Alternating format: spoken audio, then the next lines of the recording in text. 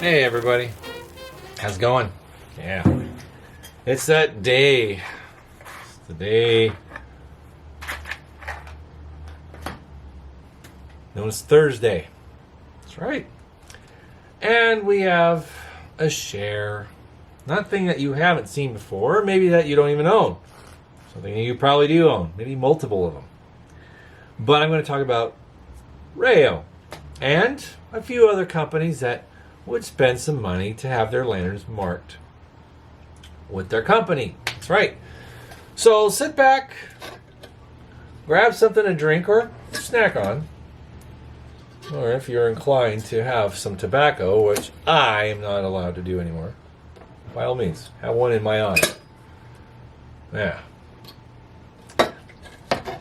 But Rayo, number 65. Number 65 Hot Blast, circa 1910s, probably around 1911, 12, somewhere around there. This, in all honesty, is like a Dietz high-low. Has a pinch lift right here, so you go like this, and pinch it and raise the globe, you know. Yes, it's a pinch lift. Now, did they get in trouble with Dietz because of them copying their design? I don't think so. It's a little different, but no, it's not. It's essentially the same thing. But a lot of companies were doing the same thing. They all offered an economy lantern that had very simple designs for contractors. So the less moving parts, the cheaper it was by a small margin. But this thing is pretty cool because you can tell it's been used. It's got some green paint going on there, remnants of green paint, and you know, it just has a nice look about it. And yeah, the globe is dirty. I like it like that. It just looks like it was blew out, left in a barn or a garage, you know, 100 years ago or so, and there you go. And here it is once more, burning and being enjoyed. Now, some of you newer subscribers or newer collectors to the hobby are curious what Rayo is. What is that? Excuse me. Let me get back here. There we go. Get in the frame here. What is Rayo? It's not just my channel name. No, it's not my name. Oh, no. But Rayo was a brand name. That's right. The brand name of the Standard Oil Company. And Standard Oil Company sold a lot of fuel. And at the time, predominantly kerosene. So they had a brand name associated with their kerosene line and their blends. So people would buy their kerosene for their lamps. Now they had a few companies that made the brass or nickel-plated brass center draft table lamps that we've all seen. Don't ask me what those companies' names were. I don't recall. Although friend and subscriber Matt Cumberledge does know. He's familiar with those. I think he's got one or two. But anyway, the tubulars, they were made by Pritchard Strong Company at this point in time. Now, were there other companies that made lanterns for the Rayo brand? Yes, there were. Absolutely. In fact, Dietz did for a very short, brief time. So before 1910, so 1905, maybe 1908, right around there, they did make some lanterns for the Rayo Standard Oil brand name. And I believe Kyle Pagonis, friend and subscriber, has a Dietz Buckeye dash lamp that is branded Rayo. That's right. That's right. And it's pretty rare. So a lot of the collectors that find a lantern that looks exactly like a Dietz, but if it's branded Rayo, they understand that it's a very special piece because Dietz stopped making lanterns for other company brand names fairly early on. Very early on. Because they decided, like, well, our standard lanterns are the best in the business, so they claim. They're pretty good. I like them. But they felt they could stand on their own merit. They didn't need to have any other contracts with other hardware stores or Standard Oil or whatever and have these things stamped and retooled with other brand names because they felt if they had lanterns out there, they would want their name on it so people could say, oh, it's a Dietz. Okay, well, that must be a good brand because this company's using them, or, you know, John down the street has one, or whatever.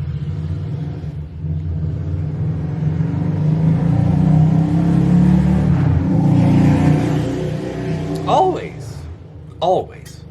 Bless you. Anyway, so Dietz was like, you know what, we're good. We're not going to rebrand our lanterns with any name besides our own. So that was their choice, and they stuck with it, and well, look what happened. They lasted clear into the 2020s. That's right. But Pritchard Strong, neat company. They made the Prisco lantern, but they also had contracts with other companies to make jobbers. And among the collectors, I would say the favorite era of Rayo branded lanterns are the Pritchard Strong ones. They just have a very elegant design to them. They're very handsome, and they just simple and timeless construction, and their quality for sure, absolutely. Some of their cold blast lanterns have a very Edwardian, clean type of look. They're just not overly designed or stylized. They're very stately, very straightforward, smooth tubes, smooth baffle, you know, subtle, you know, ribbed steps on the chimney, the crown, and a nice squared off round canister-like fount with a nice gentle skirt. They're elegant. They're very nice looking lanterns, and they have a unique design about them with the, you know, squared off clip, wicket style globe guard. I like them. I like Pritchard Strong or Prisco brand lanterns. They're nice. I've had several, and I've sold them all except for the Rayo branded ones.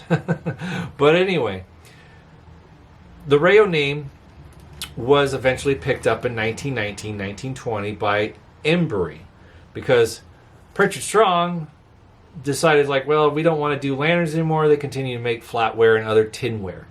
They stopped making lanterns around that time. So they canceled their contracts with Pritchard Strong. Well, Pritchard Strong canceled their contracts with Rayo and Standard Oil, and then they went and shopped around. And then Embury says, "Hey guys, we'll take you. No worries." Okay, so they did. So you'll find Embury lanterns that are marked Rayo as well. I had one. It was a Rayo number 240, which was a number 2 cold blast. Pretty cool lantern. Burned great. No worries about it. It was just neat. It was a cool piece.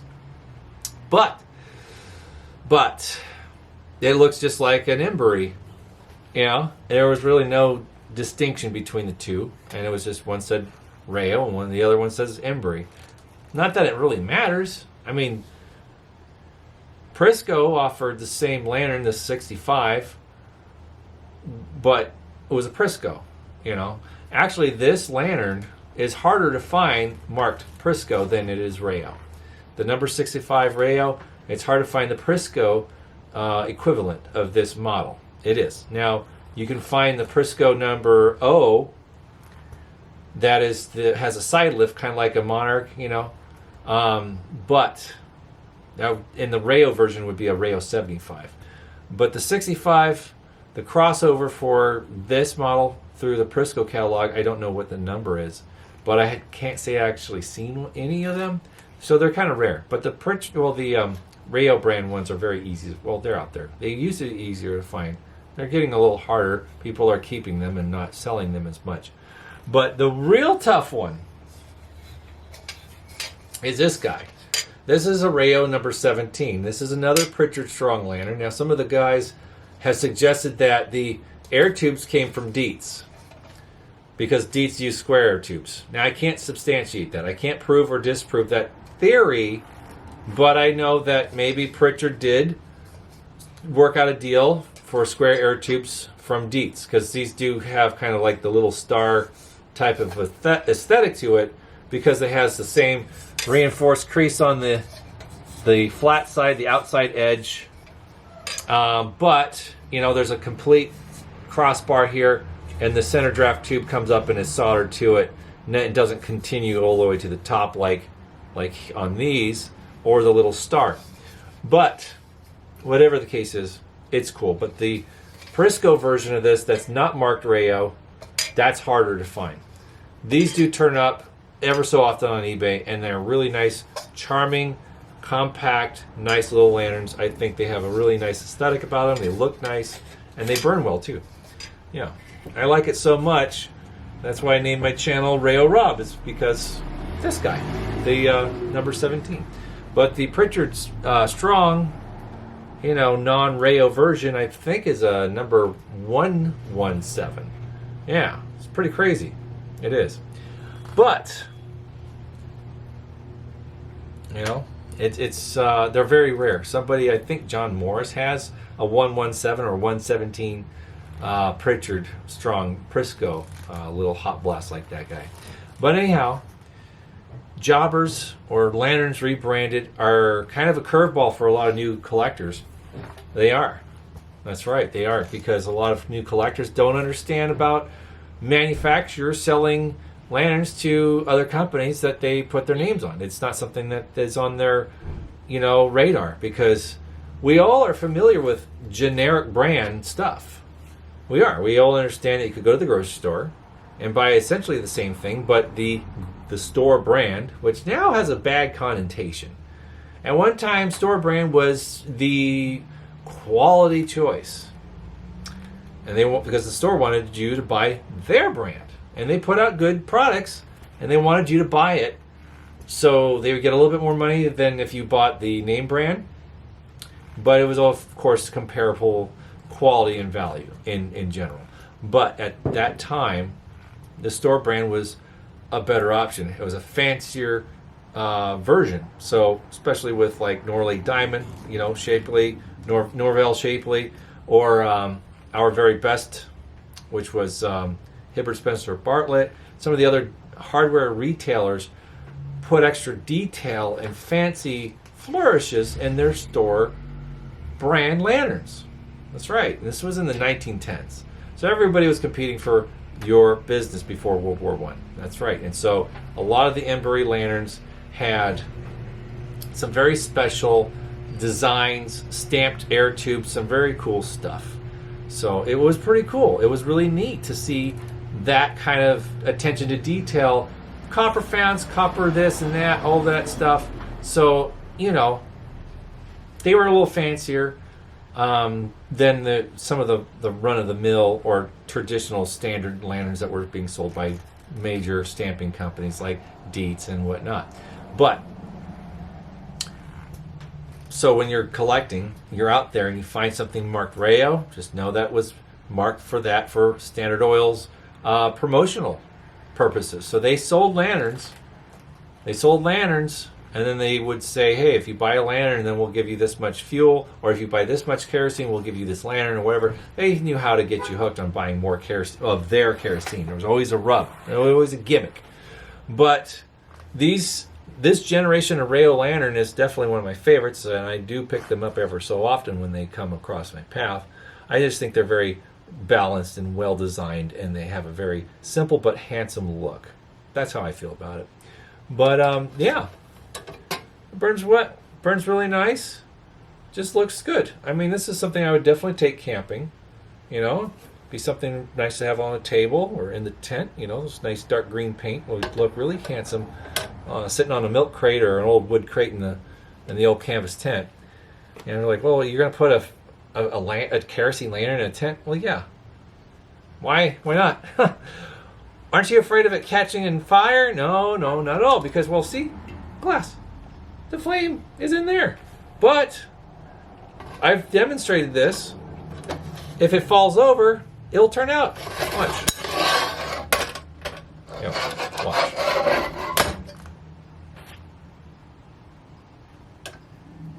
See? It went out. You see that? It burned out. It snuffed itself. So if it falls over, it'll put itself out. That's why I'm not afraid to use these things. That's right. I feel safe around these things. They were designed to be safe. Of course they were.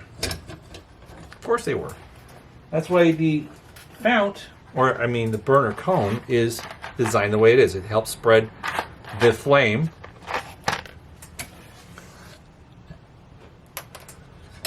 But it also is a snuffer. That's right. So there you go. And for all intents and purposes, kerosene is not as volatile as gasoline. You can have a whole pool of kerosene on your workbench and put a match to it, and we'll put the match out. The vapors are not nearly as combustible as gasoline. Now, if you had a puddle of gasoline and you took a match to it, then yeah, you're going to be very, very sorry, you know. But with kerosene, it's got a much higher flash point.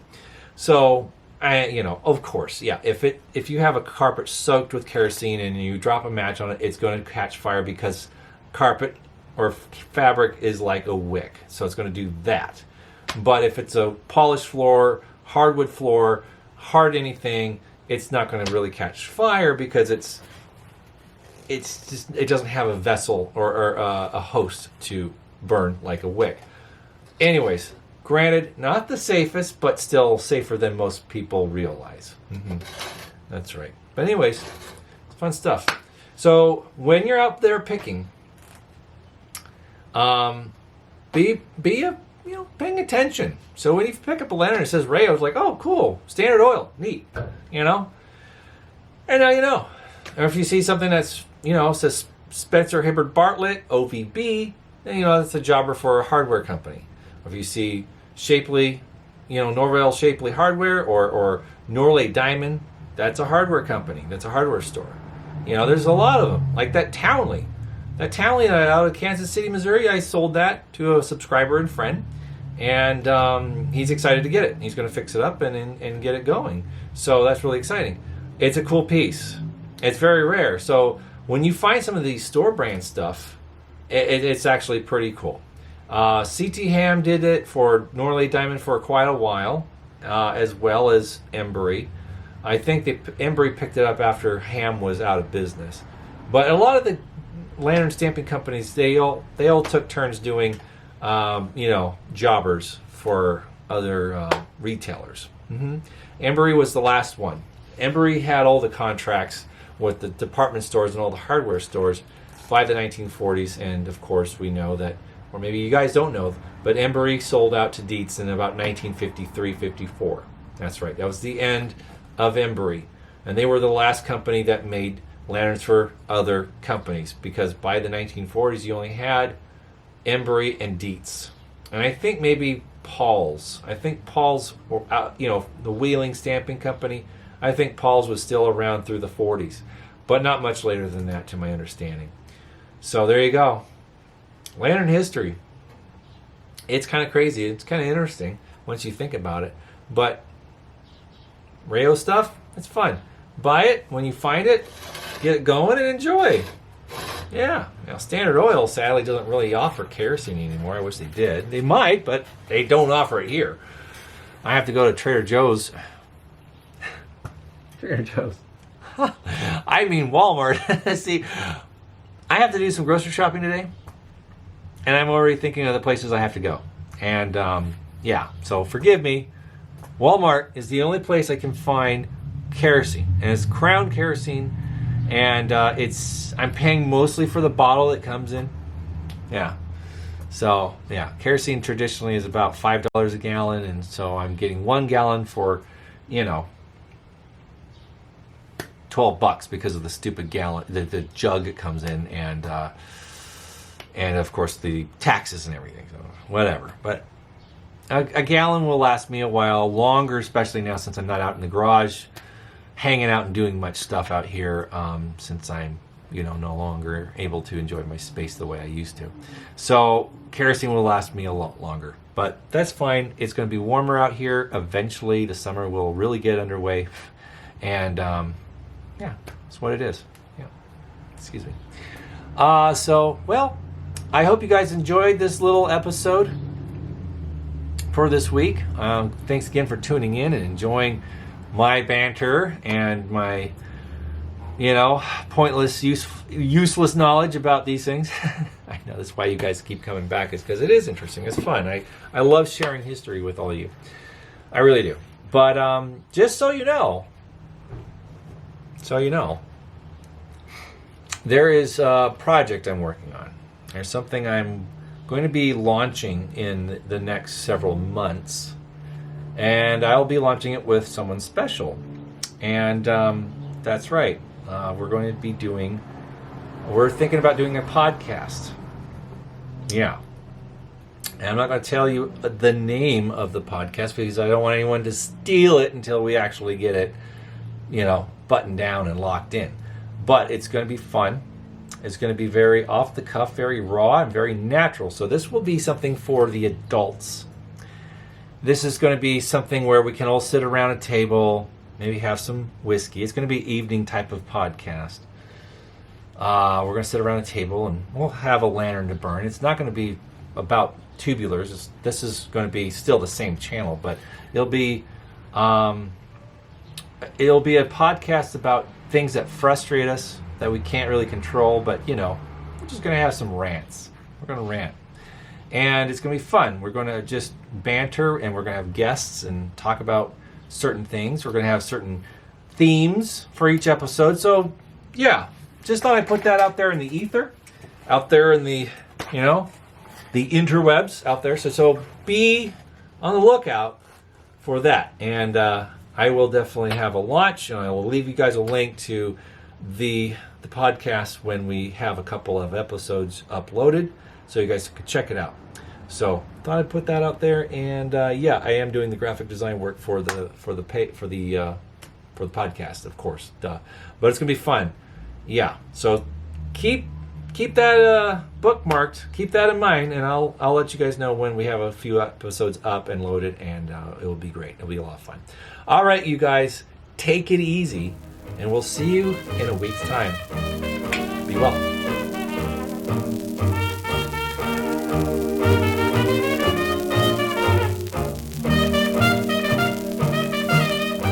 Sit, boo boo, sit. Good dog.